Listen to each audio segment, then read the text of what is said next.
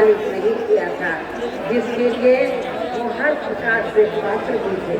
इतना ही नहीं बल्कि इनकी मूवमेंट को आगे बढ़ाने के लिए अपनी पूरी जिंदगी समर्पित करने वाले मान्यवर श्री कांशीराम जी के देहांत होने पर भी केंद्र में उस समय इसी कांग्रेस पार्टी की रही सरकार ने उनके सम्मान में एक दिन का भी राष्ट्रीय शोक घोषित नहीं किया था तथा न ही इस पार्टी की रही सरकार ने पिछड़े वर्ग की आरक्षण संबंधी मंडल कमीशन की रिपोर्ट को भी लागू किया था, जिसे फिर बीएसपी ने अपने कड़े संघर्ष व अथक प्रयासों से केंद्र में रही श्री वीपी सिंह की सरकार से ही लागू करवाया था।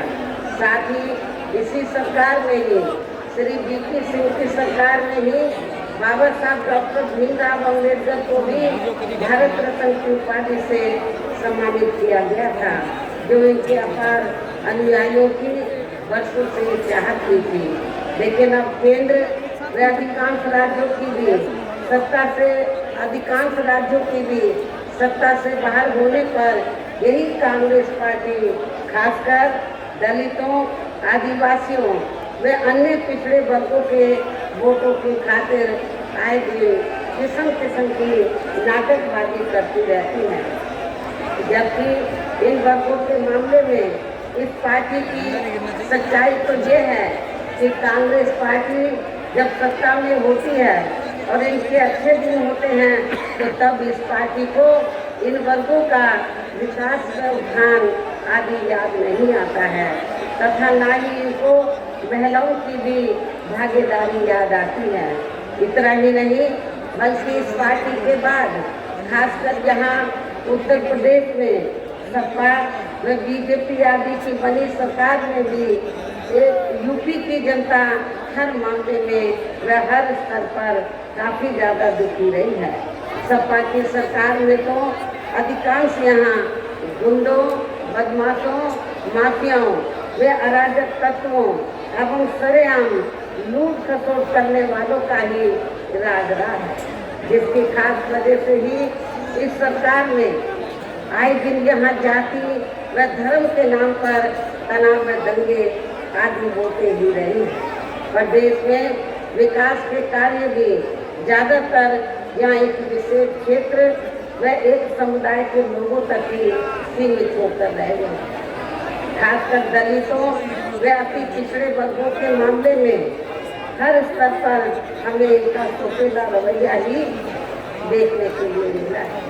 जब समाजवादी पार्टी पावर में थी तो खासकर दलितों व अति पिछड़े वर्गों के मामले में हर स्तर पर हमें इनका सोचेला रवैया ही देखने के लिए मिला है। इसके साथ ही इनके संतों, गुरुओं व महापुरुषों आदि को सम्मान देना तो सपा सरकार में इनके संतों, गुरुओं व महापुरुषों आदि को सम्मान देना तो बहुत दूर की बात रही, बल्कि इनका विकास अनादर ही किया गया है,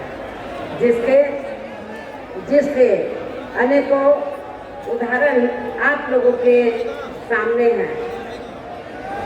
जैसे मैं आप लोगों को ये बताना चाहती हूँ कि जब यूपी में समाजवादी पार्टी की सरकार थी तो सपा सरकार जो अपने आज जो चुनाव के समय में अभी तो उनकी सरकार नहीं है, लेकिन आज समाजवादी पार्टी ये जो जगह जगह ये कहती है कि सब समाज के हितों की पार्टी है और वीकर सेक्शन के लिए बहुत काम किया है, मैं समझती हूँ कि इसमें रत्ती भर की सच्चाई नहीं।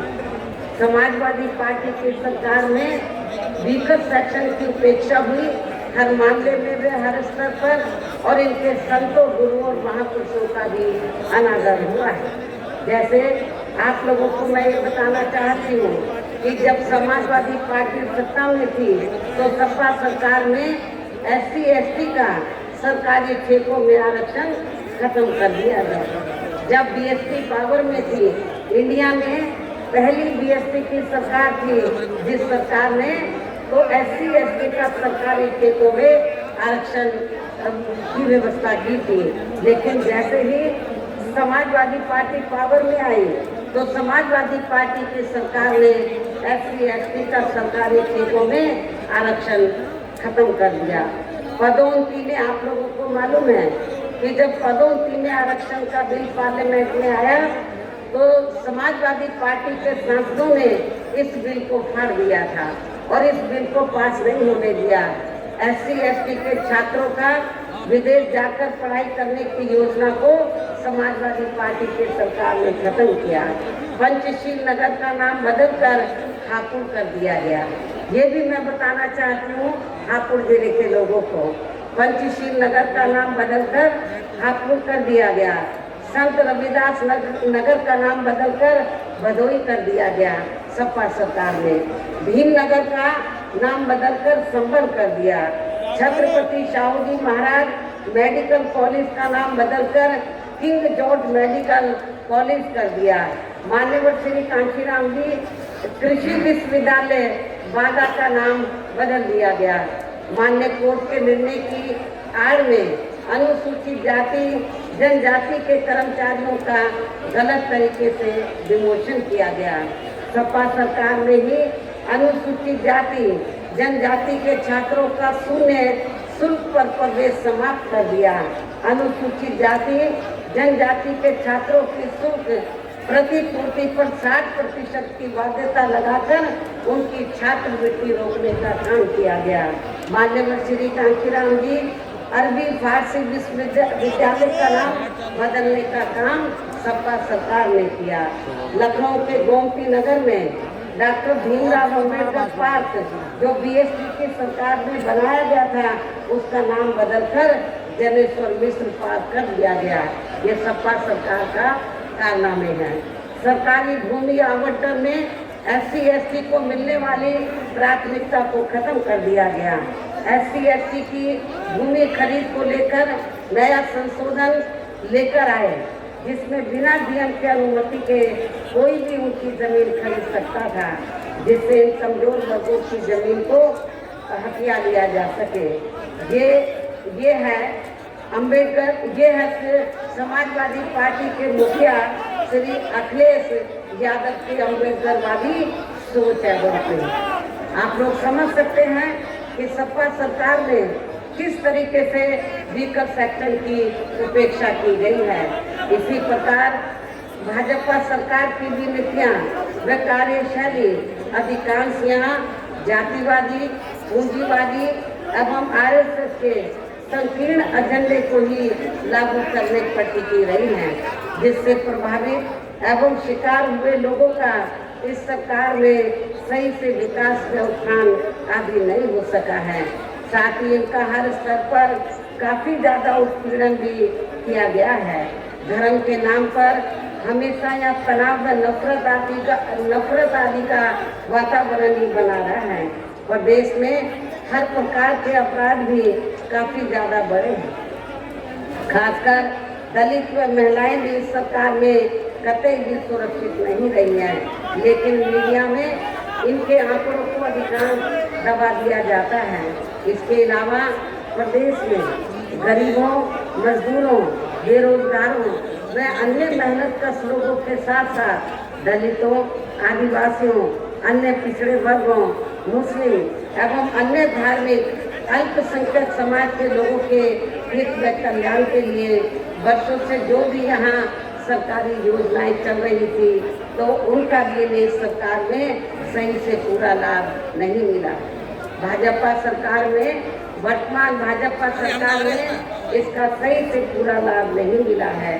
खासकर दलितों व पिछड़ों को आरक्षण का भी पूरा लाभ नहीं मिल सका है, क्योंकि इन्होंने मतलब भारतीय जनता पार्टी की सरकार ने यहाँ बड़े बड़े सरकारी कार्य ज्यादातर प्राइवेट सेक्टर के जरिए ही कराए हैं, जिसमें इनके लिए आरक्षण की कोई भी व्यवस्था नहीं है।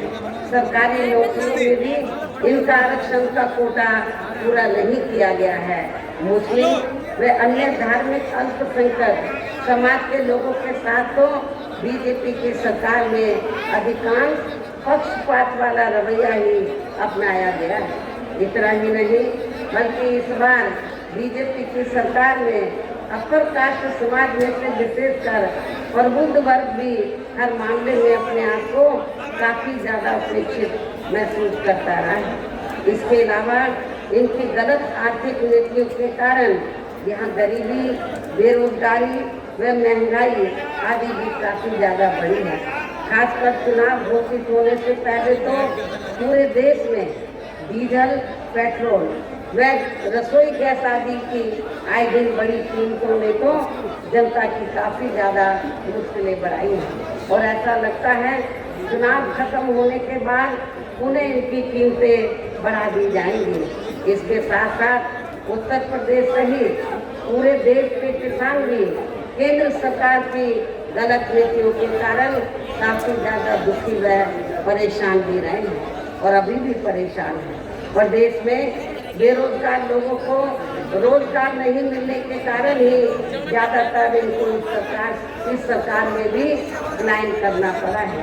कांग्रेस की आप लोगों को मालूम है कि आज़ादी के बाद लंबे अरसे तक कांग्रेस सत्ता में रही। यहाँ रोटी रोजी के साधन नहीं मिले, रोटी रोजी के लिए लोग पलायन करते चले और उसके बाद जब चाहे सपा पावर में आई हो, चाहे बीजेपी पावर में वर्तमान में चल रही है, तो इन सभी पार्टियों की सरकारों में रोटी रोजी के लिए यहाँ पर जो बेरोजगार लोग हैं उनको पलायन करना पड़ा, क्योंकि जब यहाँ की सरकारों ने रोटी रोजी के साधन नहीं दिए तो उनको पलायन करना पड़ा। यूपी में बहुजन समाज पार्टी की ही अकेली एक ऐसी सरकार थी कि इस सरकार में ना तो लोग पलायन करके गए बेरोजगार लोग, बल्कि जो दूसरे राज्यों में रोटी रोजी के लिए चले गए थे वो भी वहाँ से पलायन करके अपने नेटिव स्टेट में, अपने खुद के प्रदेश में इधर वो आ गए थे। इस प्रकार से इन सभी विरोधी पार्टियों की रही सरकारों में शुरू से ही यहाँ यूपी की जनता काफी ज्यादा दुखी व परेशान रही है। विशेषकर कोरोना महामारी के दौरान तो इन सभी की हालत और भी ज्यादा खराब हो गई है। ऐसे में इन सभी विरोधी पार्टियों की रही सरकारों से निजात पाने के लिए अभी चुनाव में यहाँ प्रदेश की जनता को अपनी एकमात्र हितैषी पार्टी बहुजन समाज पार्टी की ही सरकार बनाना बहुत जरूरी है, जिसमें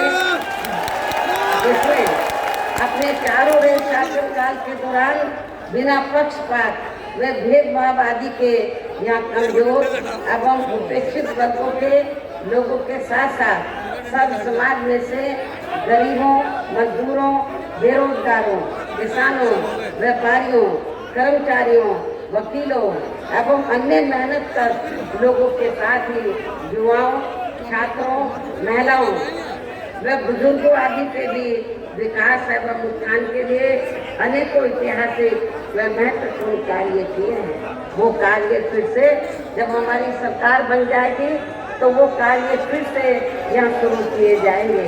इसके अलावा बीएसपी की रही सरकार ने दलित एवं अन्य पिछड़े वर्गों में जन्मे अपने महान संतों, गुरुओं व महापुरुषों आदि को भी विभिन्न रूपों में पूरा आदर सम्मान दिया गया है।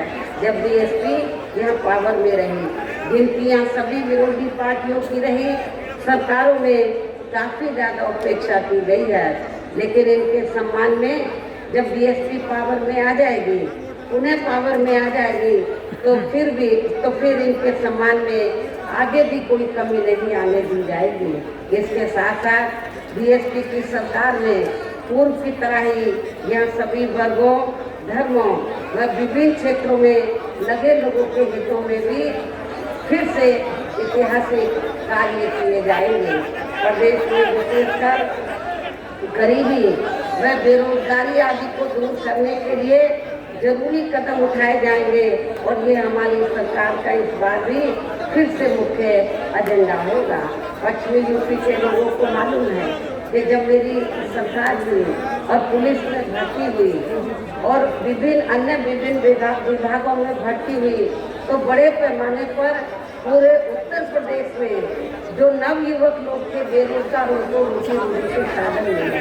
आज के पश्चिमी यूपी में पुलिस विभाग में हमारे जाट समाज के लोगों को मालूम है कि बिना किसी रिश्वत के उनकी बड़े पैमाने पर भर्ती की। आगे भी इनका पूरा ध्यान रखा जाएगा। साथ ही किसी भी मामले में जब हमारी पार्टी पावर में आ जाएगी तो सत्ता में आने के बाद तो फिर किसी भी मामले में किसानों को भी निराश नहीं होने दिया जाएगा।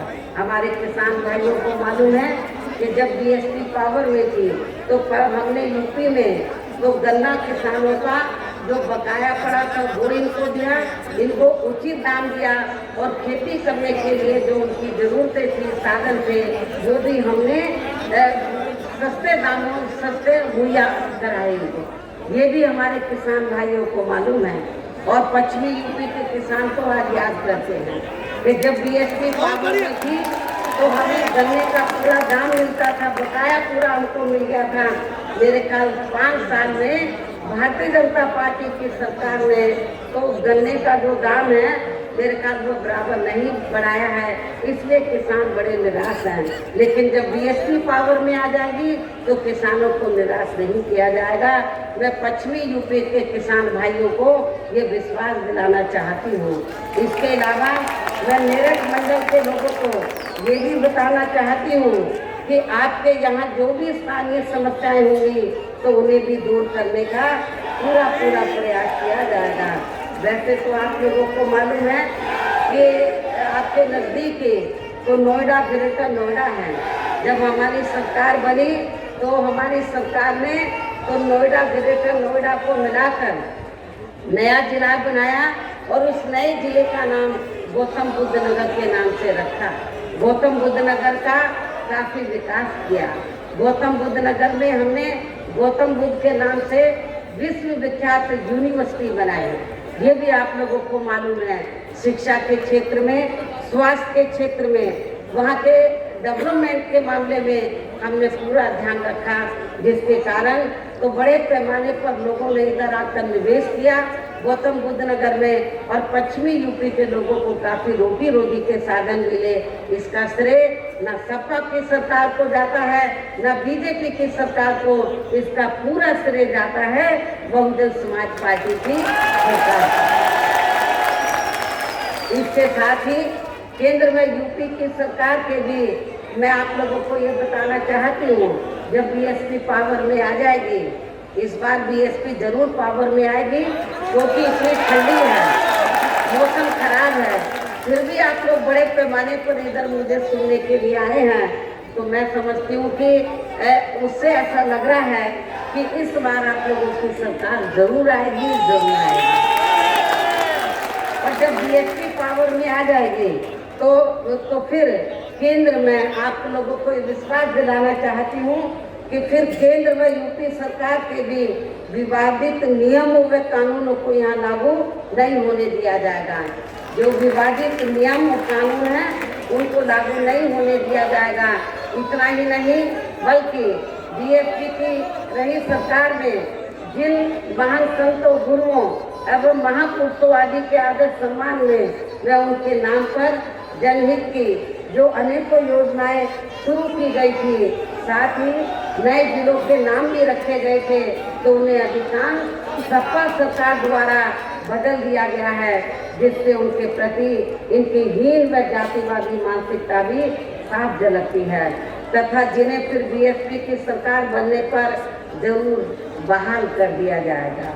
इसके साथ साथ बीएसपी की रही सरकार में सर्व समाज के व विभिन्न क्षेत्रों में लगे लोगों के हितों में जो अनेकों महत्वपूर्ण व ऐतिहासिक फैसले लिए गए थे, जिन्हें सत्ता परिवर्तन होने पर बाद में सपा व बीजेपी की सरकार ने ज़्यादातर दरकिनारी कर दिया है, तो उन्हें भी फिर से शुरू किया जाएगा।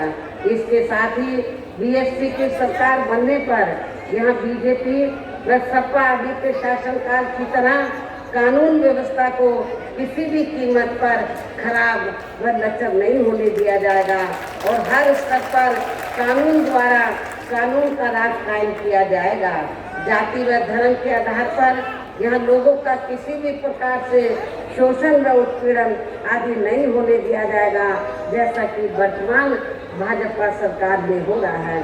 खासकर कानून व्यवस्था को बेहतरीन बनाने के लिए विशेष अभियान के तहत वह दलगत राजनीति से ऊपर उठकर यहाँ गुंडों, बदमाशों, माफियाओं व अन्य आपराधिक एवं अराजक तत्वों को भी जेल की सलाखों में ही भेजा जाएगा, जहाँ मेरी सरकार में इनकी जेल के बाहर नहीं बल्कि जेल के अंदर ही सही जगह होती है। इतना ही नहीं बल्कि वर्तमान भाजपा सरकार ने जाति, धर्म व राजनीतिक द्वेष की भावना के तहत जिन लोगों को खासकर धरना प्रदर्शन आदि के नाम पर जबरदस्ती गलत धाराओं में फंसा के उन पर अनेकों केस चलाए हुए हैं, तो उन मामलों की भी सही से जांच करा के उनके केस भी खत्म कर दिए जाएंगे। अर्थात वर्तमान भाजपा सरकार ने प्रदेश की जेलें जो अधिकांश ऐसे लोगों से भर दी गई हैं, तो उन्हें खाली करा के केवल यहाँ आपराधिक तत्वों को ही रखा जाएगा। इसके अलावा प्रदेश में खासकर शिक्षा के क्षेत्र में व अन्य और विभागों के भी कर्मचारी जो आए दिन अपनी मांगों को लेकर धरना प्रदर्शन एवं हड़ताल आदि करते रहते हैं, तो उन सभी मामलों को निपटाने के लिए एक आयोग का गठन किया जाएगा और उनकी सही मांगों को मान लिया जाएगा। इसके साथ ही यहाँ मैं ये भी कहना चाहती हूँ कि कुछ महीने पहले मैंने दिनांक 7 सितंबर को प्रबुद्ध वर्ग की सुरक्षा, सम्मान व तरक्की आदि को लेकर किए गए सम्मेलन में तथा इसके बाद दिनांक 9 अक्टूबर को मान्यवर श्री कांशीराम जी की पुण्यतिथि के मौके पर भी मैंने सब जनहिताय व सब जन सुखाय को लेकर जो भी कार्य करने के लिए कहा है, तो उन पर भी जरूर अमल किया जाएगा। लेकिन ये सभी कार्य करने के लिए इस चुनाव में यहाँ बीएसपी की सरकार बनाना बहुत जरूरी है। बीएसपी की पूर्ण बहुमत की सरकार बनाना बहुत जरूरी है, जिसके लिए पार्टी के लोगों को वोट पड़ने तक या सभी विरोधी पार्टियों के साम, दाम, दंड भेद आदि हथकंडों से भी जरूर सावधान रहना है। और इस मामले में विरोधी पार्टियां चुनाव होने से कुछ समय पहले व चुनाव के दौरान भी अपने अपने पक्ष में हवा बनाने के लिए खासकर मीडिया व ओपिनियन पोल एवं सर्वे आदि का जो बड़े पैमाने पर गलत इस्तेमाल करती हैं, तो उससे आप लोगों को बिल्कुल भी गुमराह नहीं होना है। जैसे आप लोगों को मालूम है कि जब सन 2007 में यूपी में विधानसभा के लिए आम चुनाव हो रहे थे, तो उस दौरान तो ओपिनियन पोल और सर्वे, मीडिया के लोग ओपिनियन पोल और सर्वे क्या दिखा रहे थे सन 2007 के विधानसभा आम चुनाव में कि बीएसपी तीसरे नंबर पर रहेगी, ये दिखा रहे थे। लेकिन जब रिजल्ट आया तो रिजल्ट पलट गया, उल्टा हो गया, और जिसको तीसरे नंबर पर बीएसपी को कह रहे थे, बीएसपी पहले नंबर पर आ गई, जिसको पहले नंबर पर कह रहे थे वो तीसरे पर गया। तो आप लोगों को पूरी मेहनत करके, रात दिन मेहनत करके, तो अपने उम्मीदवारों को जिताकर यहाँ अपनी सरकार बनाना है और इनके ओपिनियन पोल और सर्वे को आप लोगों को खारिज करना है, और ये सब आप लोगों के हाथों में है। इसके साथ ही पूर्व की तरह इस चुनाव में भी विरोधी पार्टियों ने विभिन्न रूपों में जो अपने हवाई व प्रलोभन भरे चुनावी घोषणा पत्र आदि जारी किए हैं, जिन्हें सत्ता में आने के बाद ये पार्टियां अधिकांश अमल में नहीं लाती हैं, तो उनके घटावे में भी आप लोगों को कतई नहीं आना है। जबकि इस मामले में बीएसपी किसी भी चुनाव में विरोधी पार्टियों की तरह अपना कोई भी चुनावी घोषणा पत्र आदि जारी नहीं करती है, क्योंकि बीएसपी कहने में बहुत कम बल्कि कार्य करके दिखाने में ही ज़्यादा विश्वास रखती है। और ऐसा हमने यहाँ यूपी में अपनी चारों रही सरकारों के दौरान करके भी दिखाया है। इतना ही नहीं बल्कि हमारी पार्टी की चारों रही सरकारों ने प्रदेश में बिगड़ी हुई कानून व्यवस्था को सुधारने के साथ साथ प्रदेश के विकास व आम जनहित के लिए जो असंख्य अति महत्वपूर्ण कार्य किए हैं, वो अभी तक यहाँ किसी भी विरोधी पार्टी की किसी भी विरोधी पार्टी की सरकार ने नहीं किए हैं, बल्कि ज़्यादातर उन्हीं ही कार्यों के नाम व स्वरूप आदि बदलकर अब विरोधी पार्टियों की सरकारें उन्हीं को ही भुनाने में लग रही हैं। और इस मामले में आप लोगों को ये मालूम है कि बीएसपी की रही सरकार गौतम बुद्ध नगर के बीएसपी की रही सरकार में गौतम बुद्ध नगर के जेवर क्षेत्र में ताज इंटरनेशनल एयरपोर्ट व एविएशन हब एवं नोएडा से बलिया तक 8 लेन की गंगा एक्सप्रेसवे आदि परियोजनाओं के द्वारा यूपी में रोजगार व विकास को नया आयाम दे रही थी जब बीएसपी की सरकार थी, आप लोगों को मालूम है। लेकिन इनकी पूरी तैयारी के बावजूद भी उस समय की हमारी पूरी तैयारी हो गई थी, जेवर एयरपोर्ट बनाने का भी, एविएशन हब का भी, और ये बलिया तक 8 लेन की जो गंगा एक्सप्रेस वे वो भी सब पूरी तैयारी हो गई थी, पूरा प्रारूप तैयार हो गया था। लेकिन इनकी पूरी तैयारी के बावजूद भी उस समय केंद्र में कांग्रेस पार्टी पावर में थी, हमने उधर फाइल भेजी, लेकिन कांग्रेस ने उसमें अड़ंगा लगाकर तो इन कामों को नहीं होने दिया। हमारा सहयोग करने की बजाय असहयोग का कार्य किया।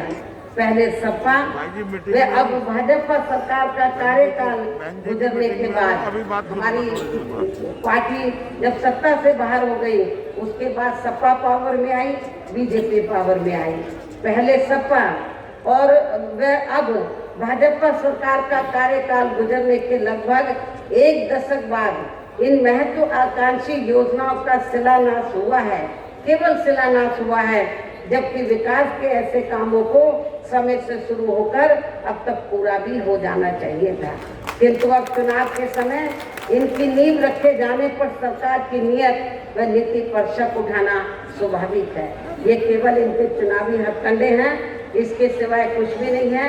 केवल ये शिलान्यास करते हैं, घोषणाएं करते हैं और काम को जमीनी तौर पर अमली जामा नहीं पहनाते हैं। और ये जो मैंने कुछ कामों का जिक्र किया, जो बड़े बड़े काम थे और इससे बड़े पैमाने पर पश्चिमी यूपी के लोगों को रोटी रोजी के साधन मिल जाते। ये जो यदि उस समय सेंट्रल में कांग्रेस की सरकार इन कार्यों में रोड़े नहीं लगाती तो मेरे ख्याल में सारे काम शुरू हो जाते और पश्चिमी यूपी के लोगों को बड़े पैमाने पर यहाँ रोटी रोजी के साधन मिलते। लेकिन कांग्रेस ने ऐसा नहीं किया और बाद में सपा और भारतीय जनता पार्टी की सरकार भी केवल वो फाइलें ही घुमाती रही। और जब अब चुनाव नजदीक आ गया, यूपी का जैसे ही चुनाव नजदीक आने वाला था तो केवल फॉर्मेलिटी पूरी करके ये हम शिलान्यास करके हम ये बना रहे हैं, वो बना रहे हैं, लेकिन किया कुछ नहीं। यदि इनकी नीयत साफ होती तो 5 साल के अंदर ये सारा काम हो जाना चाहिए था, जो नहीं हुआ है। इन्हीं जरूरी बातों के साथ ही अब मेरा यही कहना है कि आप लोगों को इस चुनाव में अपने हित व कल्याण के लिए या फिर से यूपी में बीएसपी की सर्वजन हिताय व सर्वजन सुखाय की नीतियों पर आधारित सरकार बनाना बहुत जरूरी है। और इसके लिए पार्टी के लोगों को वोट पड़ने वाले दिन कोरोना नियमों का भी पालन करते हुए सबसे पहले सुबह उठते ही व समय से अपने अपने पोलिंग बूथों पर अपना वोट डालने के लिए जरूर जाना है। इसके साथ ही आपका वोट अन्य कोई व्यक्ति ना डाल सके, इसका भी आप लोगों को खुद ही ध्यान रखना है। इसके साथ साथ अपनी पार्टी का कोई भी वोट पड़ने से ना रह जाए तो उसका भी पार्टी की हर पोलिंग बूथ की कमेटी को विशेष ध्यान रखना है। और अब मेरी बीएसपी के लोगों से यही अपील है कि पार्टी ने यहाँ के मेरठ मंडल में जिन भी विधानसभा की सीटों पर अपनी पार्टी के उम्मीदवारों को चुनाव के मैदान में उतारा है, जो यहाँ